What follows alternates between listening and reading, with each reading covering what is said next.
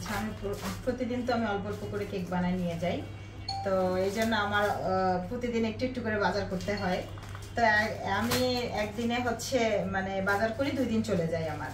তো এই যে এখানে আমি হচ্ছে চিনি, আমার কিছু চিনি আর ময়দা এই বস্তার মধ্যে আছে। তো এখানে আমি এসিআই পিওর ময়দাটা ব্যবহার করি, আর চিনির প্যাকেট এটা, আর ডিম লাগে আমার প্রতিদিন 100। তো এই দেখা যায় যে 100 ডিম আমি নিয়ে এসে রাখি, প্রতিদিন আমি নিয়ে আসি ডিমটা, প্রতিদিন নিয়ে আসি, প্রতিদিন বানাই, নিয়ে চলে যাই, আবার ডিমটা নিয়ে আসি। ডিম আমি একবারে নিয়ে এসে রাখি না, কারণ ডিম তো নষ্ট হয়ে যায়, যার কারণে ওই 100 করেই নিয়ে আসি। এগুলো হচ্ছে আমার মানে বিভিন্ন ফ্লেভারের যে ইমালশনগুলো আছে না, এটা আমি যে রসমালাইটা বানাই, এটা রসমালাইয়ের হচ্ছে ইমালশন। এগুলো সব কিন্তু বাইরের ইম্পোর্ট করা, এগুলো হচ্ছে ল্যাব টেস্টেড। আমাকে একটা ভাইয়া যে সেদিন এসে প্রশ্ন করছিল যে আমার বিএসটিআর অনুমোদন আছে কিনা বা এরকম প্রশ্ন, তো আমি তো হোমমেড খাবার সেল করি, তাই না? তো আমার তো এরকম ইয়ার দরকার নাই মনে হয়। তো তারপরেও দেখেন, আমি আমার ভিডিওতেও দেখাইছিলাম সবাইকে যে আমি এগুলো ইউজ করি। এখানে আছে, এটা হচ্ছে আপনার কি বলে রসমালাই, তারপরে চকলেট আছে, আর অরেঞ্জ আছে, এটাতে আছে হচ্ছে, এটাতে কি কোনটা আছে, বাটার স্কচ। এই যে আমি এই ইমালশনগুলো ইউজ করি। আর কালারও সেম, আমি কালার আসলে বেশি ইউজ করি না, কারণ ইমালশন দিলে অলরেডি একটা কালার চলে আসে, হ্যাঁ, যার কারণে কালার আমার লাগে না বেশি। তারপরেও অল্প সামান্য একটু 2-1 ফোঁটা, এটা একদম রেডম্যানের ভালোটা, হ্যাঁ, এটা একদম তিতাও লাগে না, কিছুই না। তো এটা 2-1 ফোঁটা দিলেই হয়ে যায়, এটা বেশি প্রয়োজন হয় না।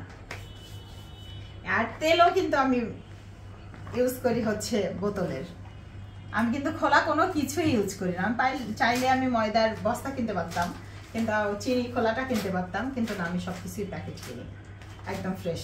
আচ্ছা, এই যে আর পাশে 2 জন বসে আছে, এরা কি করে? আমার ছেলে আর আমার ভাস্তা, ওরা আমাকে হেল্প করে।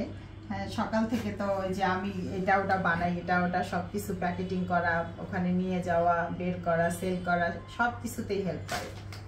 আচ্ছা, এই যে আপনি এই যে দেখেন এখানে অনেকগুলো বোতল দেখা যাচ্ছে, আসলে এগুলা কি? এগুলো আসলে হচ্ছে বোতল, আমি এখান থেকে ঢেলে ঢেলে কাজ করি, তো যার কারণে ছোট ছোট করে নেই, কারণ এত বড় বোতল অনেক কাজ করতে করতে হাতের মধ্যে তেল লেগে থাকে, পিছলা হয়ে যায়, তখন আসলে এত বড় বড় বোতলে ধরতে পারি না, এই জন্য ছোট ছোট ইয়াতে আমি ঢেলে ঢেলে কাজ করি। তো এটার কি বিএসটি অনুমোদন আছে কিনা? এটা ওই তো বললাম আমি, এগুলো ল্যাব টেস্টেড। আমি যে দোকান থেকে কিনি তারা আমাকে বলছে যে আপু আপনি নিশ্চিন্তে সবকিছু ব্যবহার করেন, কোনো সমস্যা নাই, যদি কখনো কোনো সময় গিয়ে প্রয়োজন পড়ে তারা সব কাগজপত্র দেখাই দিবে। তো এটা যে গ্লান থেকে বের করে তো দেয় আপনাকে নাকি? জি জি। তো গ্লানেরও তো একটা ছবি রাখতে পারেন নিজের ডকুমেন্টসের জন্য, এরপরে একটা ভিডিও করে ছাড়বেন যে এই জিনিসটা। তো এই যে পাশে দেখতে পাচ্ছি একজন ভাইয়া, এটা কি লাগে বললেন আপনার? আমার ভাস্তা। ভাস্তা? উনি কি ভাস্তা না আসলে বেকারির লোক? না না, আমার ভাস্তা, আমার ভাসুরের ছেলে। সত্যি বলছেন তো আপু?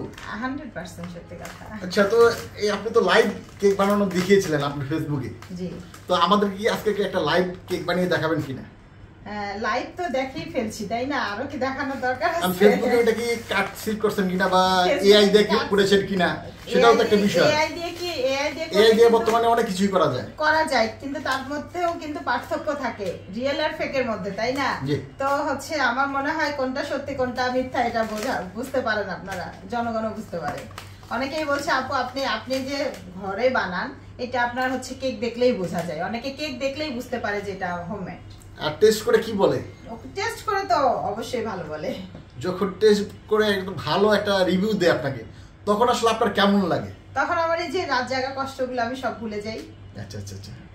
তো এই যে রাত জাগেন, তো তখন তো দুলাভাইকে সময় দিতে পারেন না, তখন দুলাভাই কষ্ট পায় না? না, কষ্ট কেন পাবে? কষ্ট পায় না? আপনাকে কি সাপোর্ট করে 100%?